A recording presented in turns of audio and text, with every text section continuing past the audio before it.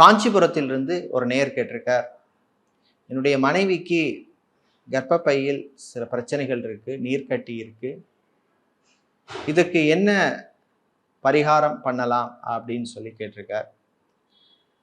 பொதுவாகவே கர்ப்பப்பையில் கட்டி உள்ளவர்கள், நீர்க்கட்டி உள்ளவர்கள் எல்லாம் சந்திரனை வழிபடுவது, அதே மாதிரி அம்மனை வழிபடுவது நல்ல பலன்களை தரும். குறிப்பாக ராஜராஜேஸ்வரி அம்பாளை வழிபடுவது அதற்குரிய பிரச்சனைகளை குறைக்கும். அதே மாதிரி சந்திரனையும் ராஜராஜேஸ்வரி அம்பாளையும் பௌர்ணமி நாட்களில் வழிபட்டு வாருங்கள்.